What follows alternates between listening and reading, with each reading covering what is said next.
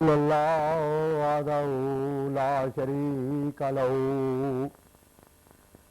واشہد ان محمدا عبدہ ورسولہ اللہم صل علی سیدنا و مولانا محمد وعلی آل سیدنا و مولانا محمد وبارک وسلم انکا حمید مجید۔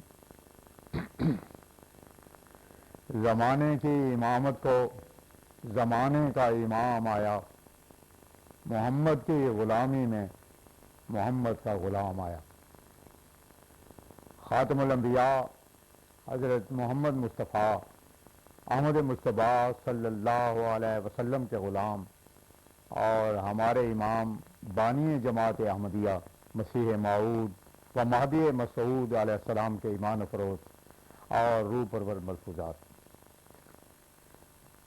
قادیان دارالامان 2 اگست 1901۔ آج جمعے کا دن ہے۔ صبح 8 بجے کے قریب ڈاکٹر رحمت علی صاحب ہاسپٹل اسسٹنٹ ساؤنی میاں میر قادیان تشریف لائے۔ جمعہ کی نماز چھوٹی اور بڑی دونوں مسجدوں میں ادا ہوئی۔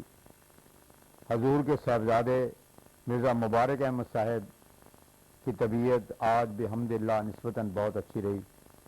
مغرب کی نماز کے بعد حضرت اقدس مسیح موعود علیہ السلام حسب معمول بعد نماز مجلس میں رونق افروز ہوئے۔ ایک شخص نے جو کئی دن سے دارالعلومان میں آیا ہوا تھا، اس موقع پر ایک عجیب حرکت کی۔ اس نے قرآن شریف کو ہاتھ میں لے کر کہا کہ یہ خدا کا کلام ہے، میں اس کو پیش کرتا ہوں اور 300 روپے آپ سے مانگتا ہوں۔ یہ شخص قرآن شریف کو بار بار حضرت اقدس کے ہاتھ میں دیتا اور اصرار کرتا تھا کہ آپ اس کو رکھیں۔ اس پر حضرت اقدس مسیح موعود علیہ السلام نے ایک پرجلال خطاب فرمایا ہم قرآن شریف ہی کی تعلیم دینے کو آئے ہیں۔ خدا تعالیٰ نے قرآن شریف تو اس لیے بھیجا ہے کہ اس پر عمل کیا جاوے۔ اس میں کہیں نہیں لکھا کہ خدا کسی کو مجبور کرتا ہے۔ انسان کی ہر حالت خواہ وہ آرام کی ہو یا تکلیف کی گزر ہی جاتی ہے، کیونکہ وقت تو اس کی پرواہ نہیں کرتا۔ چنانچہ کسی نے کہا ہے شب تنور گزشت و شب سمور گزشت، پھر انسان کیوں کر اس کام کو مقدم نہ کرے جو اس کا اصل فرض ہے۔ ہمارے نزدیک سب سے بڑی ضرورت آج اسلام کی زندگی ہے۔ اسلام ہر قسم کی خدمت کا محتاج ہے، اس کی ضرورتوں پر ہم کسی ضرورت کو مقدم نہیں کر سکتے۔ خدا تعالیٰ نے جو کام ہمارے سپرد کیا ہے، ہم معصیت سمجھتے ہیں کہ اس کام کو چھوڑ دیں۔ وہ بیمار ہوتے ہیں، ایک ان میں سے اگر مر جاوے، 2 بیمار ہوتے ہیں، ایک ان میں سے اگر مر جاوے تو کچھ حرج نہیں ہوتا، لیکن ایک ایسا ہوتا ہے کہ اگر وہ مر جاوے تو دنیا تاریک ہو جاتی ہے۔ بس یہی حالت اسلام کی ہو رہی ہے۔ آج سب سے بڑی ضرورت یہی ہے کہ جہاں تک ممکن ہو اور بن پڑے اسلام کی خدمت کی جاوے، جس قدر روپیہ وہ اسلام کے احیاء میں خرچ کیا جاوے۔ میں اب تمہارے اس طرح پر قرآن شریف پیش کرنے کو کیا کروں؟ میں تمہارا فکر کروں یا قرآن شریف کا فکر کروں؟ میرے لیے تو قرآن ہی کا فکر مقدم پڑا ہوا ہے، اور جو کام خدا نے میرے سپرد کیا ہے اسے میں کیوں کر چھوڑ دوں؟ تمہیں معلوم نہیں کہ اسلام کا کیا حال ہو گیا ہے؟ کوئی ناجائز کام کسی تعویل اور پناہ لینے سے روا نہیں ہو جاتا۔ تمہاری یہ قسم دراصل ناجائز ہے۔ ایک حدیث میں آیا ہے کہ ایک شخص قتل کا مستوجب ہوا، وہ بیت الحرام میں داخل ہو گیا، صرف اس خیال سے کہ اس کی شان میں آئے من داخل ہو کان آمنن، آل عمران آیت 93۔ رسول اللہ صلی اللہ علیہ وسلم نے حکم دیا کہ اس کو وہیں قتل کر دیا جاوے۔ اس طرح اگر کوئی لوگوں کو قسمیں دے کر اپنے اغراض کو پورا کرنے پر مجبور کرے تو وہ ساری دنیا کا کام آج تمام کر دیتا اور خدا کے احکام سے امان اٹھ جاتا۔ اور ایسے طریقوں اور ہیلوں سے آج اسلام کی حالت ہو گئی ہے۔ ہمارا یہ مذہب نہیں ہے کہ دینی حالت کا لحاظ نہ کریں اور اس کی پرواہ نہ کریں، نہیں، بلکہ ہمارے نزدیک وہ سب سے مقدم ہے۔ تم نے جو طریق اختیار کیا ہے اس کو خدا تعالیٰ جائز نہیں رکھتا۔ اس کے بعد ڈاکٹر رحمت علی صاحب نے اپنے خواب حضور کی خدمت میں عرض کیا کہ کسی نے اعتراض کیا کہ مسیح کی نسبت آیا ہے وہ بہت مال دے گا، میں نے اس کو کہا کہ کس قدر مال اس نے دیا ہے، کوئی لینے والا بھی ہو، 10,000 ایک کتاب کے ساتھ ہے، 500 ایک کے ساتھ ہے۔ حضرت اقدس نے فرمایا ہاں درست ہے، مگر قرآن شریف کو خدا تعالیٰ نے خیر کہا ہے، چنانچہ فرمایا میں یوت الحکمت فقد اوتیا خیرا کثیرا۔ پس قرآن شریف معارف اور علوم کے مال کا خزانہ ہے۔ خدا تعالیٰ نے قرآن معارف اور علوم کا نام بھی مال رکھا ہے، دنیا کی برکتیں بھی اسی کے ساتھ آئی ہیں۔ اس ارشاد کے بعد پھر دوبارہ اسی قرآن فروش نے، جس کا پہلے ذکر آ چکا ہے، یہ کہا کہ نبیوں نے تو خدا کے کلام کو واپس نہیں کیا، آپ تو امام پاک ہیں، آپ کیوں واپس کرتے ہیں؟ اس پر حضرت اقدس مسیح موعود علیہ السلام نے فرمایا تم نے نبیوں کو کہاں دیکھا ہے؟ اس نے کہا کہ یا حضرت آپ کو تو دیکھا ہے۔ حضور نے فرمایا تم نے ہم کو بھی نہیں دیکھا، اگر تم دیکھتے تو ایسی بیجا حرکت ہرگز نہ کرتے۔ اس کے بعد تھوڑی دیر بعد وہ چلا گیا۔ پھر ڈاکٹر رحمت علی صاحب کچھ اپنے مقامی حالات سناتے رہے اور گورنمنٹ انگلیشیا کا ذکر کرتے رہے کہ اس نے فوجوں میں نماز اور اپنے مذہب کی پابندیوں کے لیے پورا وقت اور فرصت دے رکھی ہے، بشرطے کہ کوئی کرنے والا ہو۔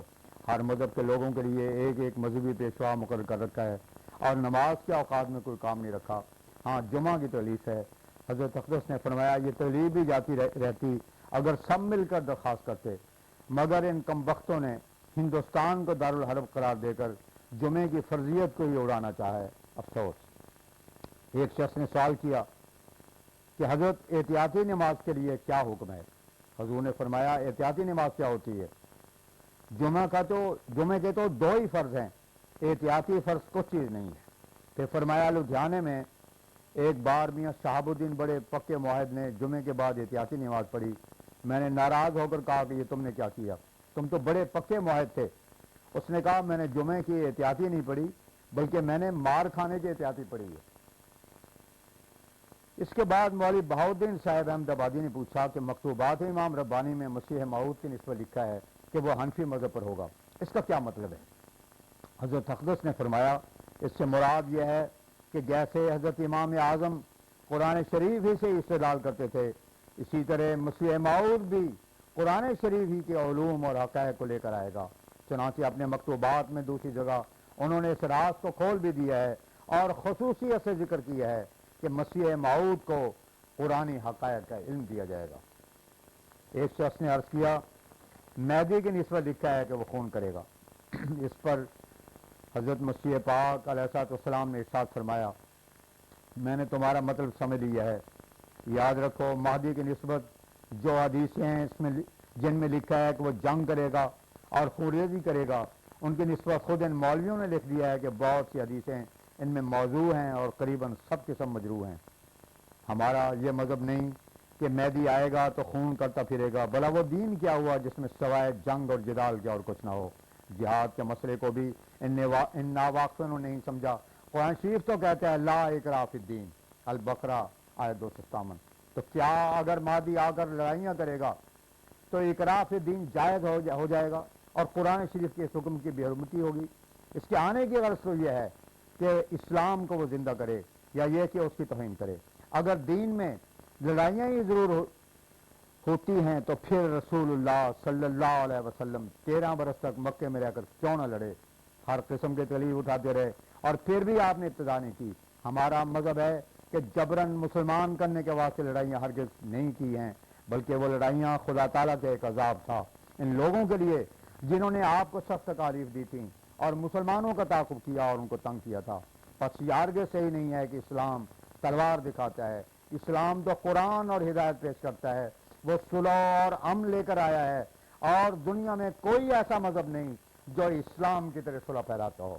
پھر فرمایا پس یہ غلط ہے کہ مہدی جنگ کرے گا، ہمارا یہ مذہب ہرگز نہیں۔ بھلا اگر تلوار مار کر لوگوں کو ہلاک کر دیا اور ان کے املاک لوٹ لیے تو اس سے فائدہ کیا ہوا؟ جس مہدی ہونے کا ہمارا دعویٰ ہے یہ تو قرآن شریف سے ثابت ہے، جیسے موسوی سلسلہ مسیح پر آ کر ختم ہوا، اسی طرح خدا تعالیٰ نے ایک خاص مناسبت کی وجہ سے سلسلے کو بھی ایک محمدی مسیح پر ختم کیا ہے۔ مہدی نام اس کا اس لیے رکھا ہے کہ وہ براہ راست خدا تعالیٰ سے ہدایت پائے گا اور ایسے وقت میں آئے گا جب کہ دنیا سے نوری ہدایت اٹھ گئے ہوں گے۔ پھر ایک لطیف تر بات ان دونوں سلسلوں کی مماثلت میں یہ ہے کہ جیسے مسیح موسیٰ علیہ السلام کے بعد 14ویں صدی میں آیا تھا، یہاں بھی مسیح محمدی کی بعثت کا زمانہ 14ویں صدی ہے، اور جیسے مسیح موسوی یہودیوں کی سلطنت میں نہیں بلکہ رومیوں کی سلطنت میں پیدا ہوا تھا، اسی طرح محمدی مسیح بھی مسلمانوں کی سلطنت میں نہیں بلکہ انگلش گورنمنٹ کی سلطنت میں پیدا ہوا ہے۔ غرض ہمارا ہرگز یہ مذہب نہیں ہے کہ مادی آ کر لڑائیاں کرتا پھرے گا اور خون ریزی اس کا کام ہوگا۔ اس لیے حضور فرماتے ہیں ایسا گمان کہ مہدی خونی بھی آئے گا اور کافروں کے قتل سے دین کو بڑھائے گا۔ اے غافلو، یہ باتیں سراسر دروغ ہیں، بہتان ہیں، بے ثبوت ہیں اور بے فروغ ہیں۔ وآخر دعوانا ان الحمدللہ رب العالمین۔